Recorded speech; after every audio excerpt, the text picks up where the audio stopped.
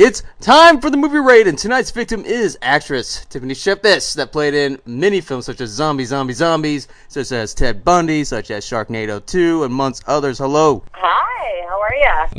I'm trying to stay warm like usual. Yeah, we are past Halloween, but we were moving into Christmas. You've been in the crazy cold and some awesome Christmas horror movies. Yeah, no, I heard that they're making like an Elf's Christmas horror film, and I actually want to see that. I'll bet they are. I'm sure it'll be pretty creepy.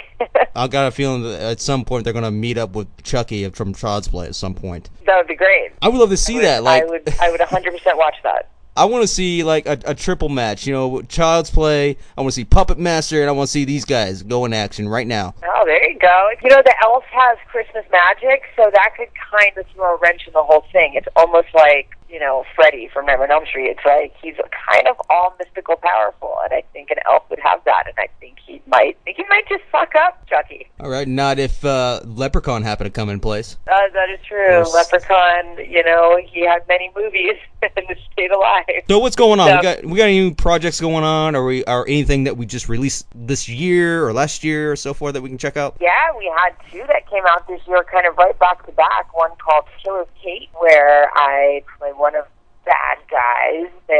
It's essentially a group of girls who are going to have a bachelor party, blah blah blah, and some group of bad people don't want them to have a good time, and I'm part of that group. And we tried to kill Kate. It was directed by a newcomer guy named Elliot Feld, and she did a great job. And it had a minor theatrical release here in LA, and it's a cool, fun kind of throwback slasher.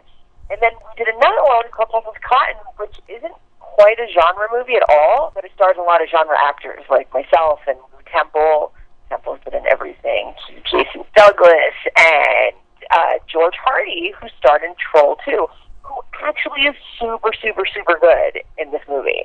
And it's sort of like a Fargo-esque kind of black dark comedy. But it's really great. And that did a theatrical run as well. And I think you can get now on Amazon Prime or something. Very nice. And we actually have a fan-submitted question for you. Oh, good. All right, and it is Jeremy Brown, and he asks, I hope I got this right, you and Linnea are true Scream Queens. Is there any particular franchise you've always wished to be a part of that you want a chance to be in?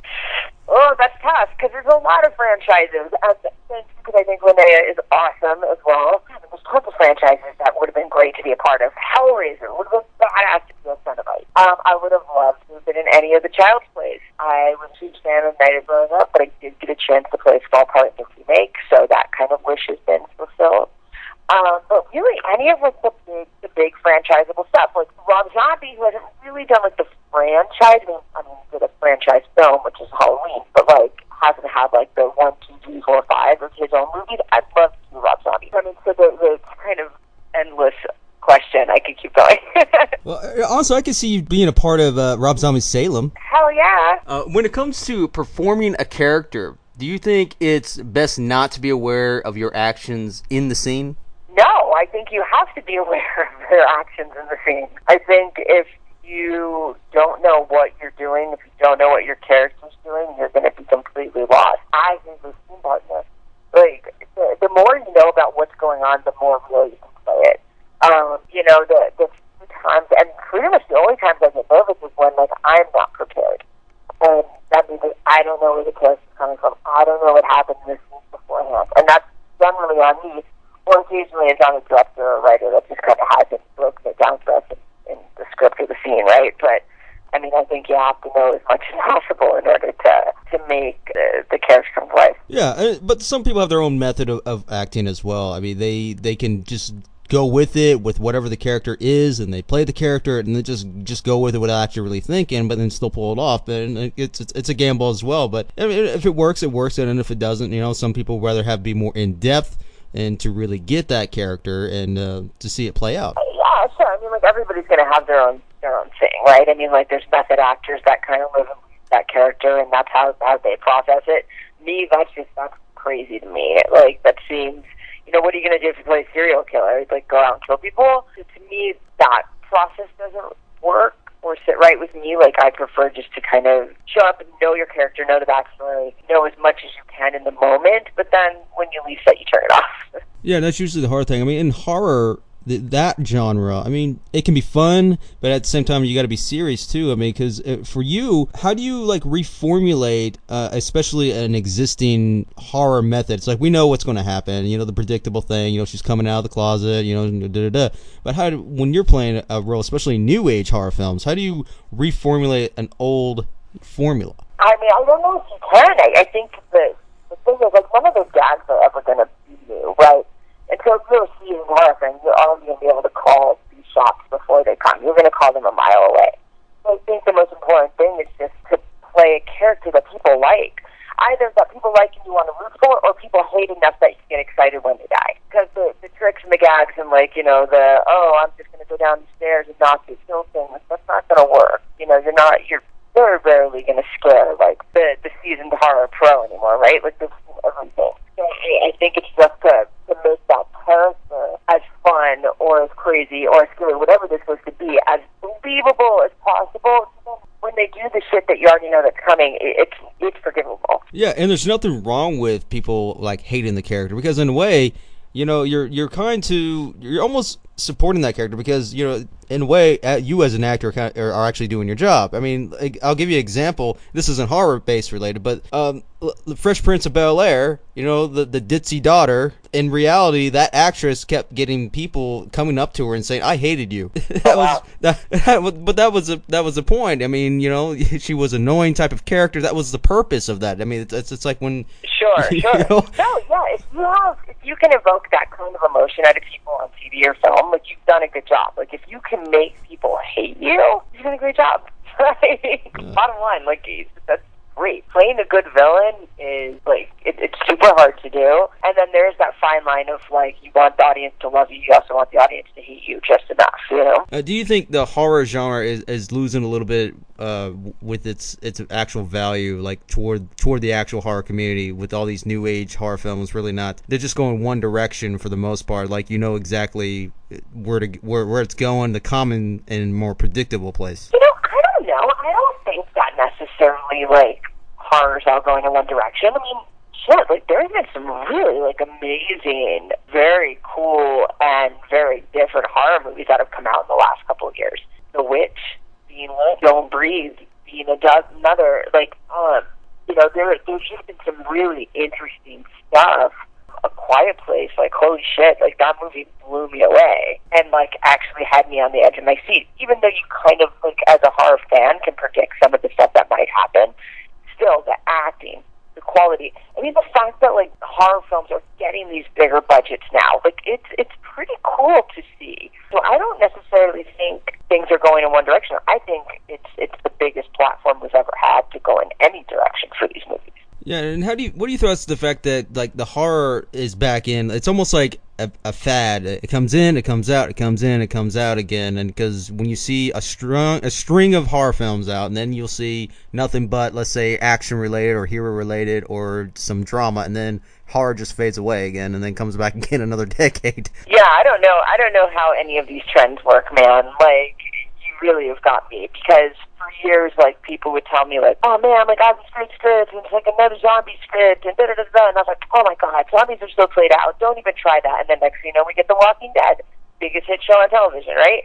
Like, same thing with things like vampires. I'm like, wow, vampires, nobody wants to see vampires right now, they're totally played out. And then fucking Vampire Diaries, right? Like, so I'm behind on the trends, like, either behind or way ahead of my time, I don't know, but, like, I could never call it. Just when I think things have kind of run their course, then there's, like, some giant hit TV show about that said thing. So I am 100% the worst person to ask about why things come in and out of fads, you know? I think horror movies never really went away. There just wasn't any money being thrown at them to promote them and put them out there. So, like, all of us as kids, like, would have to just go to the video store and get them, right? And then in, like, the 90s and 2000s, like, you know, kind of went away as far as, like, the billboards and things like that. And, you know, with the age of internet, like, you would find stuff on your own, like podcasts like this, or, you know, certain websites, you know. So I don't know, like, I feel like it's never left, because, like, I'm so immersed in the genre. Like, I'm always at a convention, and I'm always at a film festival, and there's so many genre fans there, and they've never left.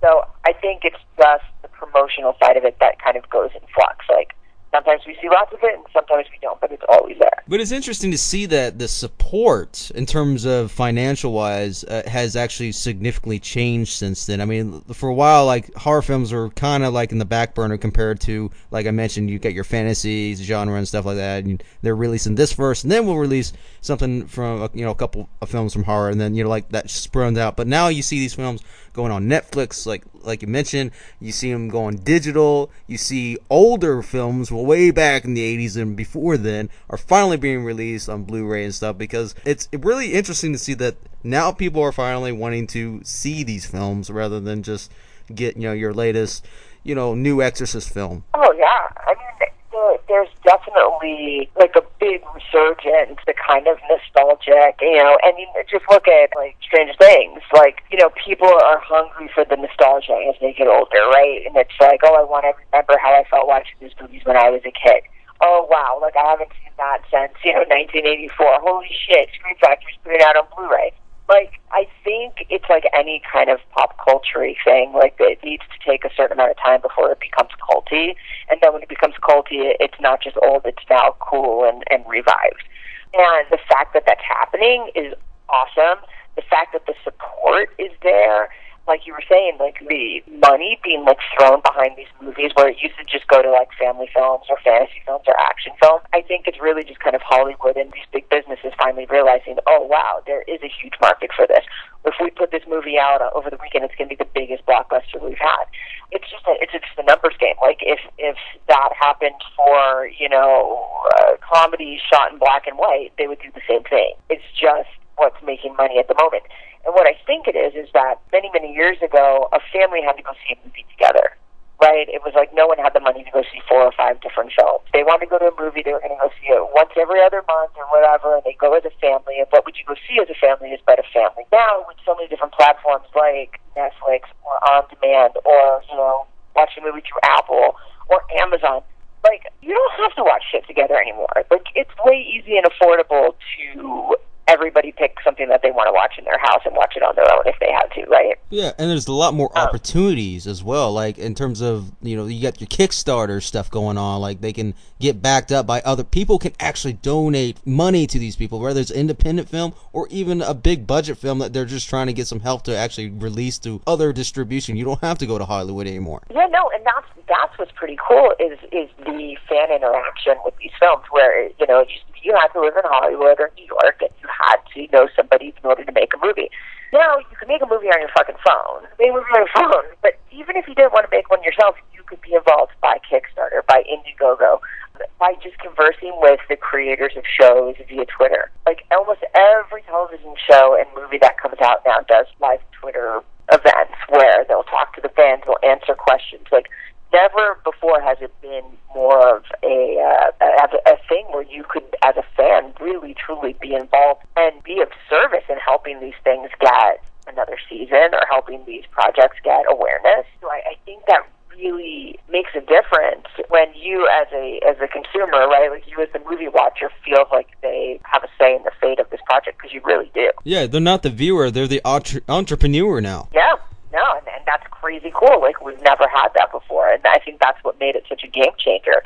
Projects that maybe never could have been made because of content or because of, the guy thought because he lived in Shakopee, Minnesota, he couldn't make a movie, or because he didn't have any actors. Now we're able to go online, and they're able to find crew, and they're able to find money, and they're able to find services that before this were completely just, it was like a mystical thing. Yeah, you don't have to go to just like one studio or bounce from one studio to another and just hopefully you'll get a response from these guys, especially like the larger companies, to see if they'll even consider looking at your script or your concept or whatever, so see if they'll make any money off of it. Sure. But when it comes to completing an acting job and seeing that payment, whether it's big or small, do you think this can actually be a more helpful motivation for an actor on a more of a personal level? No, I mean, like, I've done movies, for next to nothing, literally, and, have done movies that have paid very well. And there's really not much of a difference in between on any of them. I mean, at least there shouldn't be for you as an actor. Like, you shouldn't sign on to it. Like, I mean, certainly some people go, I want to make movies because I want to be famous or rich, right? I mean, everybody just wants to be rich. That's just a given, right? But, you know, in order to be an actor and to be somewhat successful at it, you have to kind of be in it for the work. You have to be in it for playing characters. And oftentimes the better characters come with a really, really, really low paycheck. Yeah, just look at the music scene. I think that the same way too with the music scene and the film industry. I mean, it's a little bit similar because look at all these bands. They are touring, doing gig after gig after gig, and sometimes they only make $100 a night. Yeah, you know, there's movies that I love that I've made. Like, here's a for instance, The Violent Kind. Violent Kind is one of my favorite movies that I ever made, and it had one of the smallest budgets, and which means we all got paid very, very little. Nobody got rich on that at all. Yet it was one of my favorite movies ever made. It was my favorite bad guy to play, and that movie played Sundance and did really, really well. It was produced by the guys who produced Texas Chainsaw Massacre remake and Rob Zombie's Halloween. Like, so it was cool, huge backers. It just still happened to have a tiny budget. And so if you were just to kind of play off of, oh wow, well this movie's going to pay this and this movie's going to pay that, I'm going to go for the one with the highest paycheck, I would have only made really shitty movies. Yeah, and that's what I mean when it comes to reflecting the acting, because the motivation to do a job, let's say the job is, let's say $2,000, right? Just out of nowhere, right? And, you know, they're like all pumped up and excited to do the part, and then they'll, you know, do well. And then let's say the next job is only $500. You know, and then they're like, oh, all right. And then they don't put their best effort into playing that character. Well, that's silly. I mean, it's a stupid thing to do. No matter what you do in life, like, you know, you should do a good job, right? I mean, especially as being an actor, you know, it's your face up there. No one's ever going to judge the rest of it. They're just going to go, oh, wow, you know, Tiffany was terrible in this, or so-and-so's acting was garbage, or wow, they phoned it in. You know, it really only reflects on you.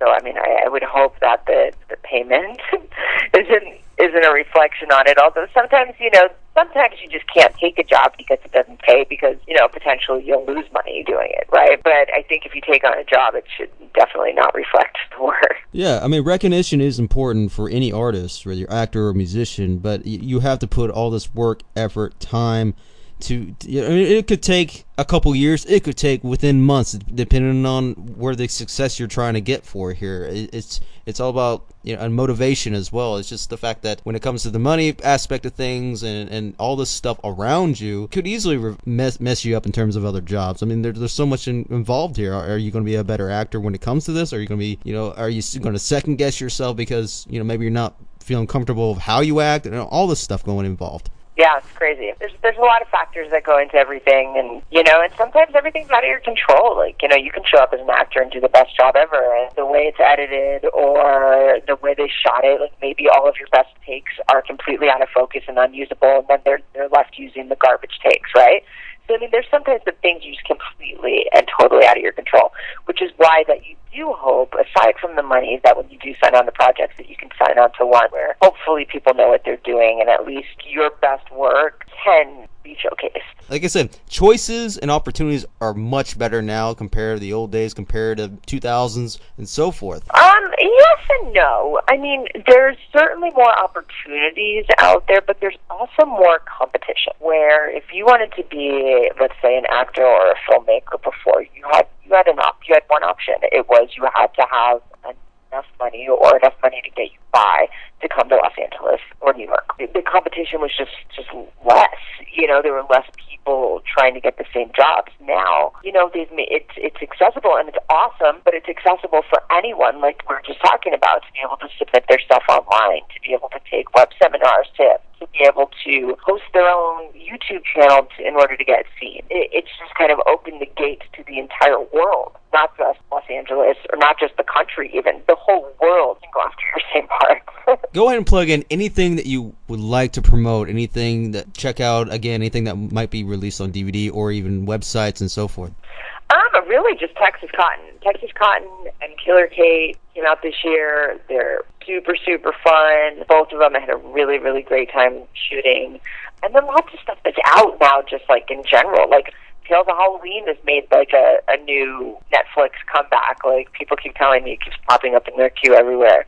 And we have Starlight. Oh, Starlight's coming out next year. Starlight made that with the same guys who made The Violent Kind, which is the Butcher Brothers, or Mitch Altieri anyway. And the Night Watchman for them. And this one's called Starlight, and it's super weird. I'm in it with Scott Taylor Thompson and a bunch of young newcomers. And it's somewhat of a demonic possession movie, I think I'm allowed to say. And it's a joke, but I think everyone's going to love it. And there you have it, everybody. That is Tiffany Shepis.